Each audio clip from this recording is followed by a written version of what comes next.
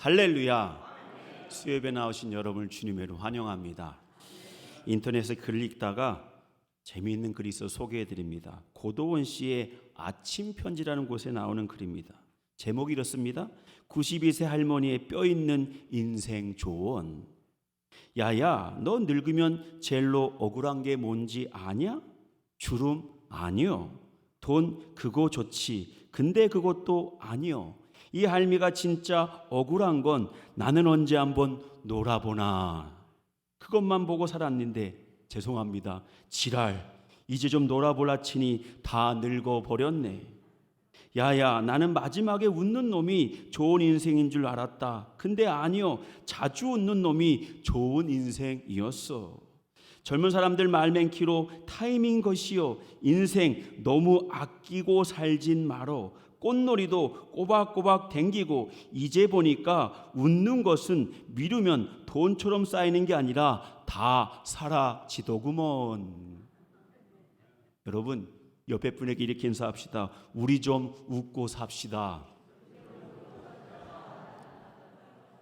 여러분, 웃음을 아끼면요 나중에 한 번에 웃게 되는 것이 아니라 이 할머니의 말씀처럼 다 사라집니다. 지금 계속해서 행복 스마일 캠페인을 벌이고 있습니다. 여러분, 계속해서 웃으면서 행복한 마음이 여러분 마음 가운데 심겨지기를 원합니다.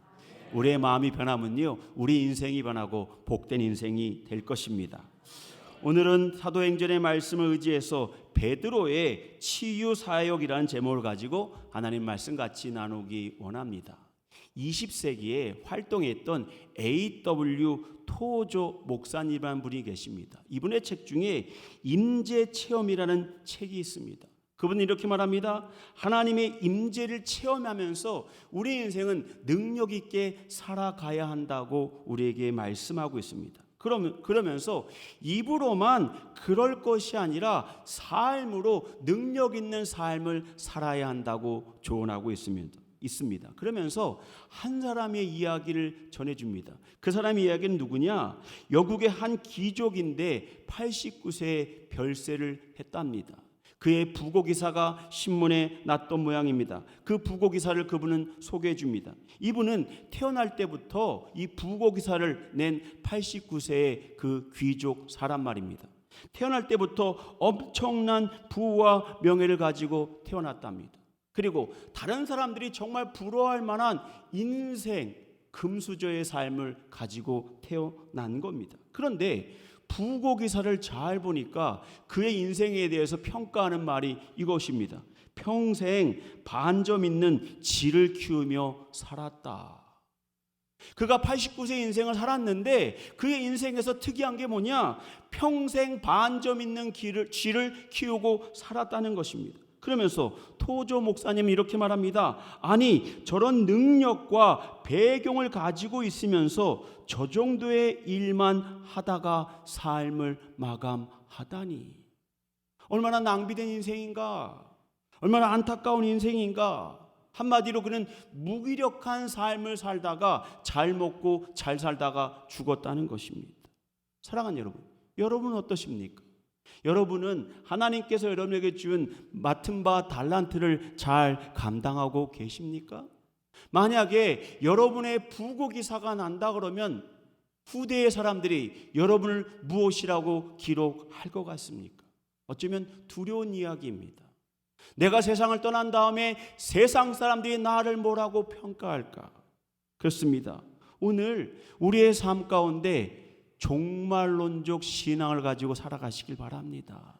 그래, 언젠가 하나님 앞에 서는 그날이 있는데 그때 나는 하나님 앞에 뭐라고 말할까?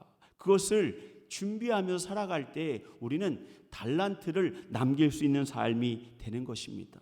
저는 여러분이 그래서 좋은 시작인 것 같습니다. 이 좋은 날, 날씨도 좋은 날 외부로 나가지 아니하시고 수요예배에 나오신 여러분, 하나님이 함께 하실 줄 믿습니다.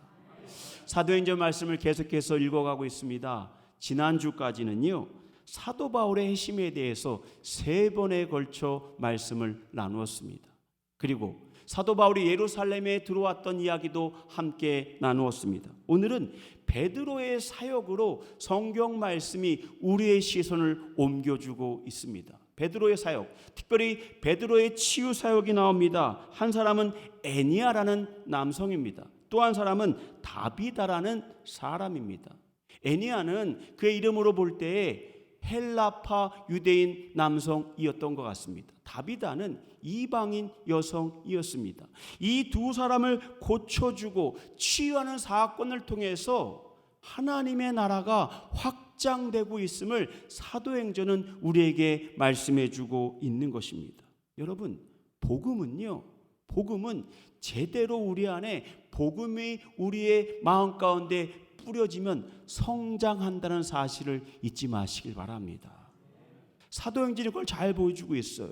마치 동심원처럼 복음의 사역이 점점 확장되고 있는 것입니다. 저는 우리 서재전 성결교회가 그러한 복음의 역사가 있기를 원합니다. 여러분, 어제부터 이제 마음껏 이제 다 벗어도 되는데 약국 가고 병원만 마스크를 쓰라고 말하지 않습니까? 이제 점점 일상으로 돌아오고 있습니다. 우리의 신앙도 더 하나님을 깊이 만나고 우리의 일상이 돌아올 수 있기를 원합니다. 그러할 때 하나님께서요 우리에게 주신 은혜가 있습니다. 요한복음 14장 12절의 말씀입니다. 다 같이 한번 스크린 보겠습니다. 시작.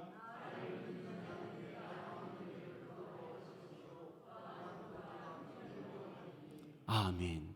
주님이 약속하신 말씀이에요. 내가 하는 일도 할 수 있고 더 큰 일을 감당할 수 있다. 베드로의 사역이 그러했고 12사도의 사역이 그러했던 것입니다. 주님이 감당하셨던 그 가나안 지역, 이스라엘 지역을 넘어 이제 복음의 역사가 계속해서 확장되고 있는 것입니다.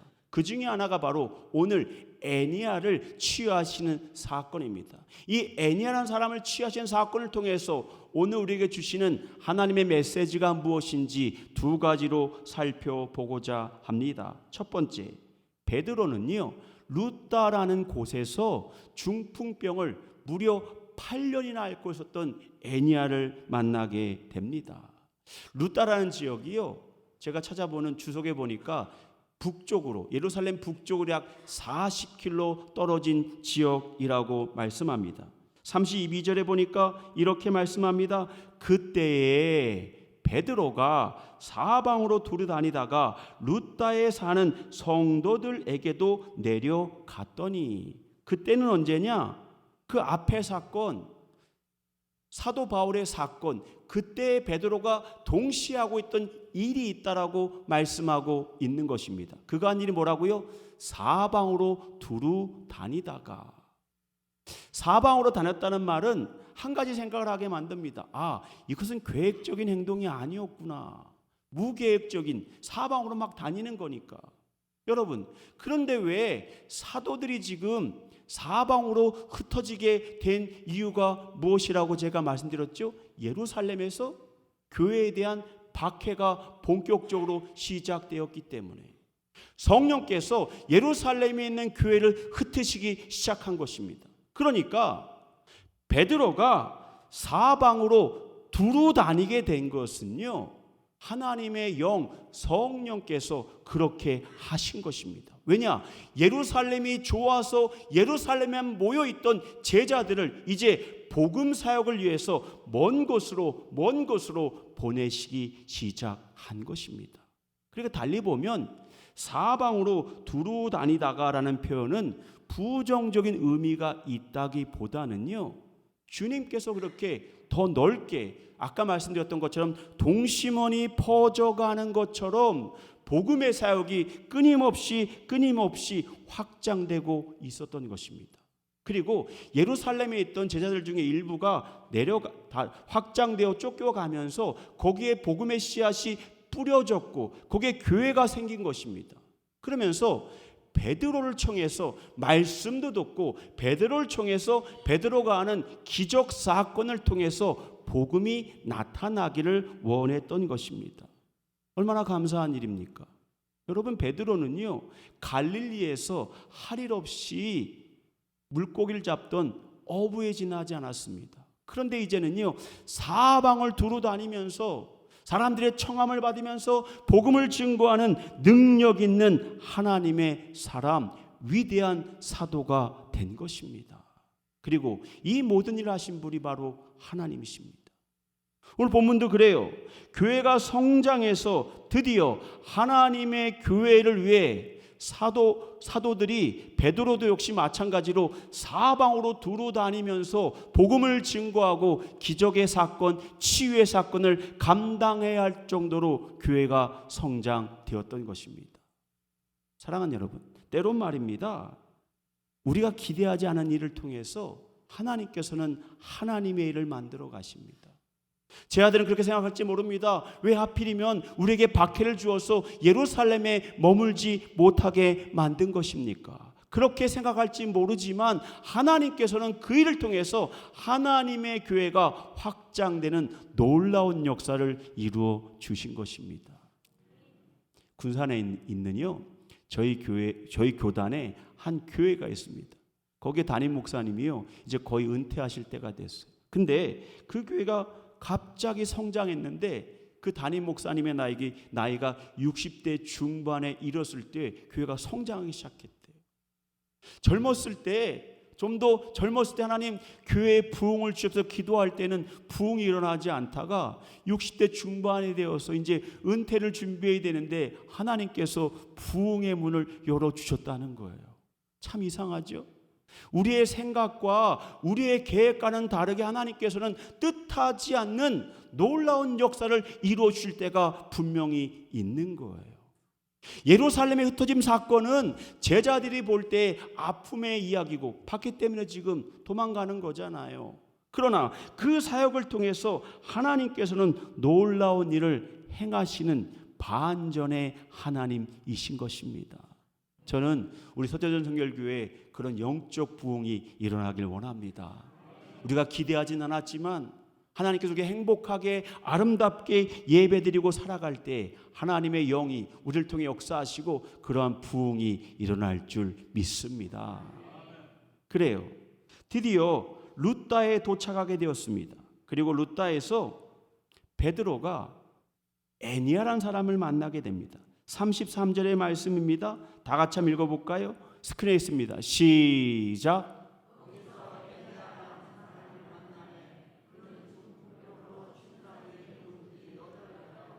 아멘.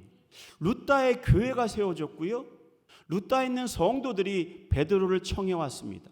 루다에 어떻게 교회가 세워졌는지 우리는 알 수는 없습니다. 그러나 분명한 것은 루다라는 곳에 하나님의 교회가 세워졌습니다. 그리고 성도들이 베드로를 청해서 말씀을 듣고 치유 사역하기를 원했던 것입니다. 그런데 그 많은 사람들 중에 애니아라는 사람이 등장합니다.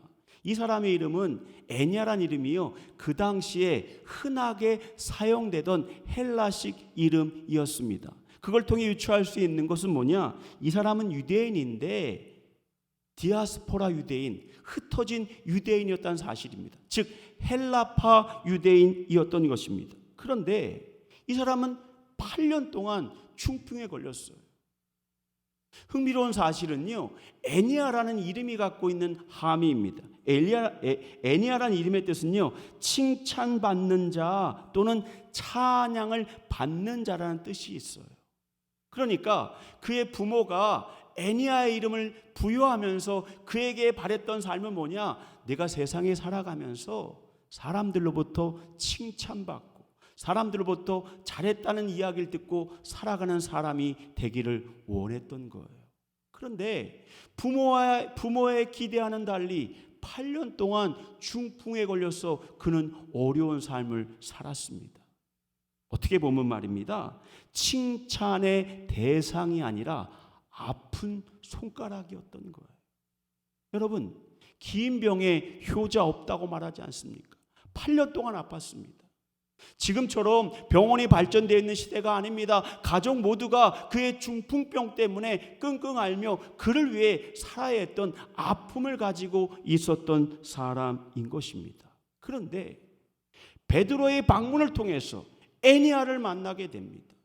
마치 성경은요, 그를 만나는 것이 예정된 것이란 사실을 우리에게 보여주기를 원합니다. 32절 하반절을 볼까요? 이렇게 말합니다. 성도들에게도 내려갔더니, 루다에 있는 성도들에게도 내려갔더니, 그리고 33절 이렇게 말합니다. 거기서 애니아라는 사람을 만나매.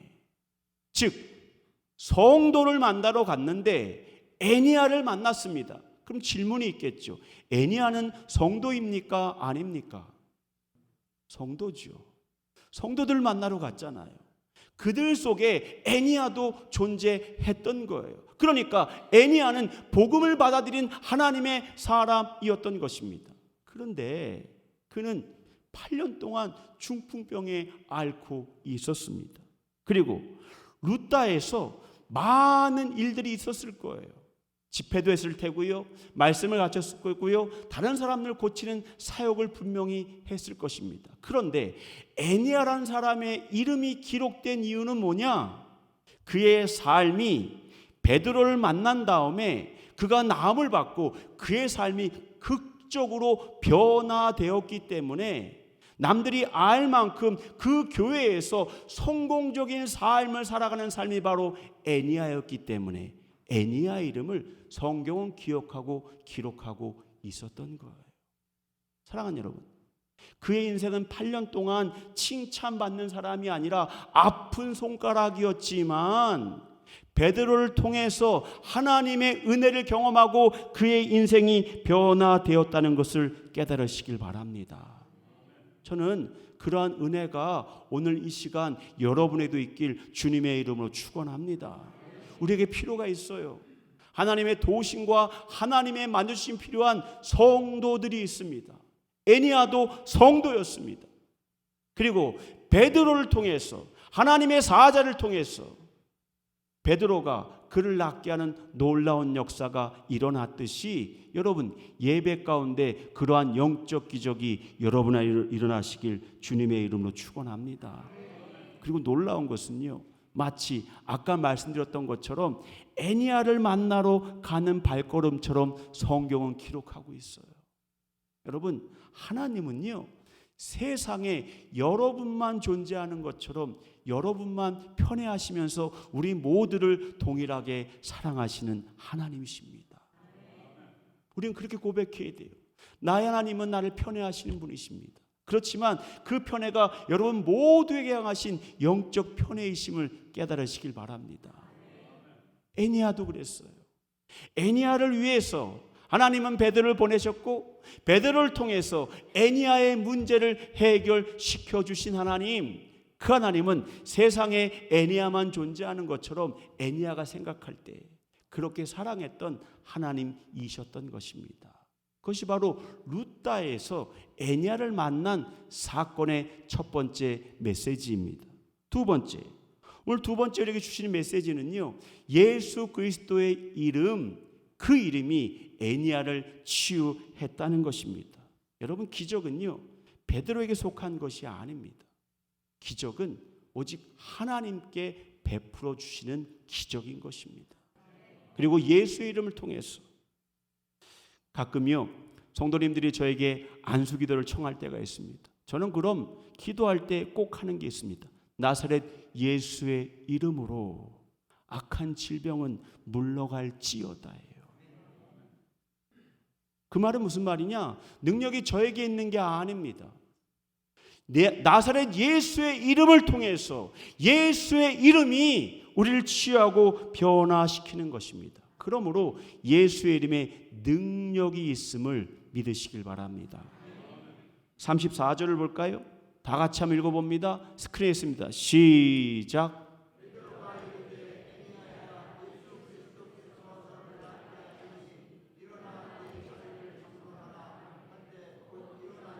아멘. 애니아에게 뭐라고 말하느냐? 예수 그리스도께서 너를 낫게 하시니. 할렐루야, 할렐루야. 그래요. 예수의 이름, 그 예수의 이름이 8년 동안 중풍병에 걸려서 자신의 몸을 움직이지 못하고 끊임없이 누워 있어야 될 한 영혼을 고치신 이름이 바로 예수 그리스도의 이름이었습니다. 예수의 이름에는요, 능력이 있는 거예요. 베드로는요, 자신의 힘으로, 자신의 능력으로 그를 일으킨다고 말한 적이 없습니다.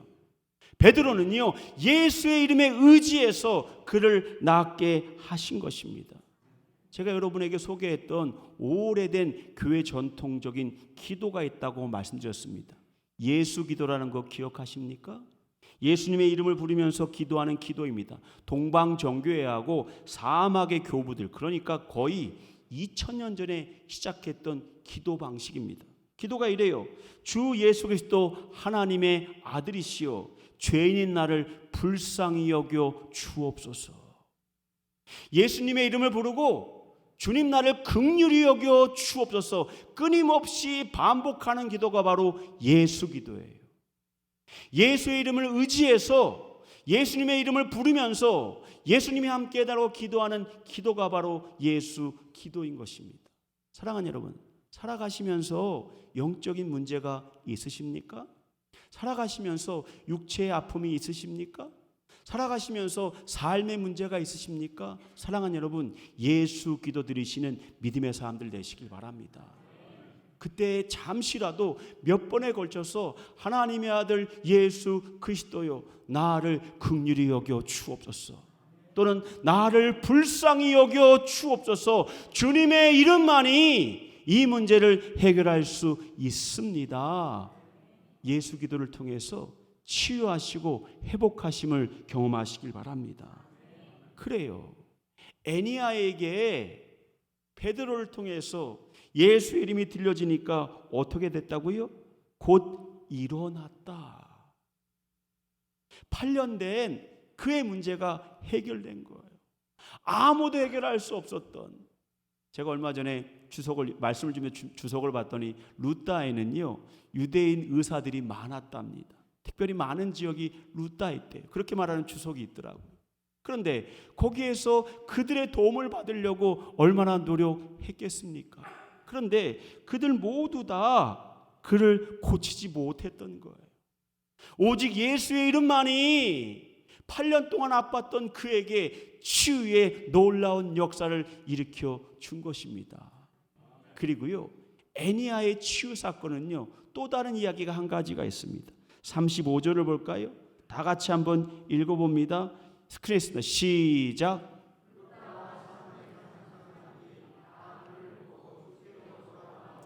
아멘. 또 다른 이야기는 뭐냐? 복음의 역사가 이어갔다는 거예요. 그를 보고, 그가 누굴까요? 애니야.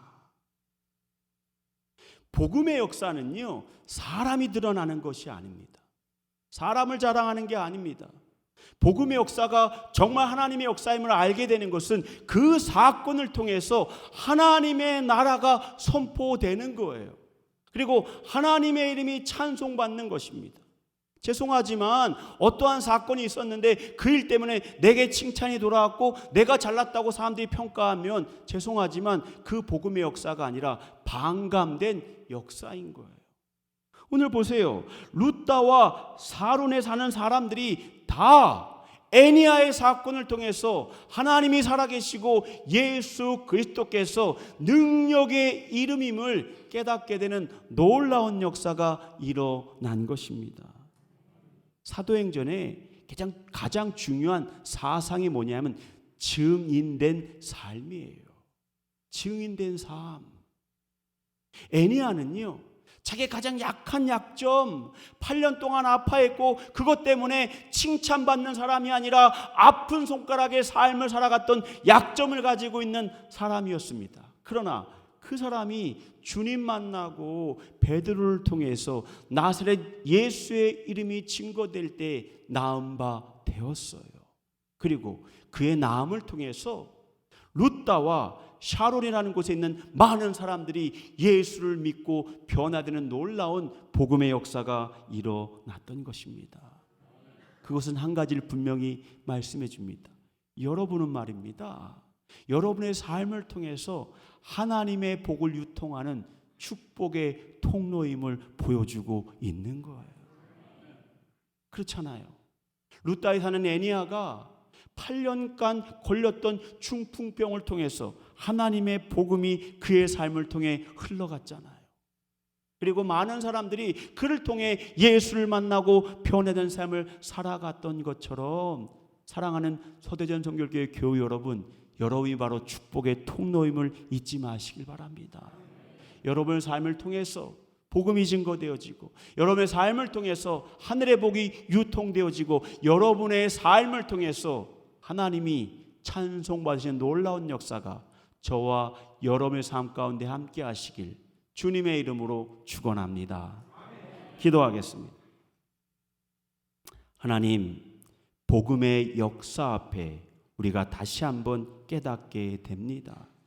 예수 그리스도의 이름이 능력이며, 예수 그리스도의 이름을 부를 때 하나님의 능력이 우리의 삶에 함께 한다는 사실입니다. 그리고 놀라운 것은 우리의 삶을 통해서 하나님의 축복이 유통된다는 감사한 일입니다. 하나님, 우리가 하나님의 축복을 유통하는 유통자로서 살아가는 믿음의 사람들 되게 하여 주옵소서. 세상을 살아갈 때 당당히 살아내게 하시고, 우리가 거룩한 주일 예배로 나올 때 하나님 일주일의 삶 동안 함께 하심이나요 감사한다고 고백할 수 있는 그러한 기도가 우리의 성도들의 삶에 함께 할 수 있도록 우리에게 복 내려 주시옵소서. 그리고 무엇보다도 우리의 중심에, 우리의 마음의 중심에 예수 그리스도의 복음이 강력하게 증거되게 하여 주옵소서. 주님, 우리의 삶 가운데 함께 하심이나요 주님의 이름을 찬양합니다. 그리고 승리할 수 있는 하나님 사람들 될 수 있도록 주여 우리와 함께하여 주옵소서. 이제는 우리 주 예수 그리스도의 은혜와 하나님 아버지의 극진하신 사랑하심과 성령님의 감화 교통 충만하신 은총이 축복의 통로로 오늘을 살아가는 하나님 사람들 위해 이제로부터 영원토록 함께 하시기를 간절히 축원하옵나이다. 아멘.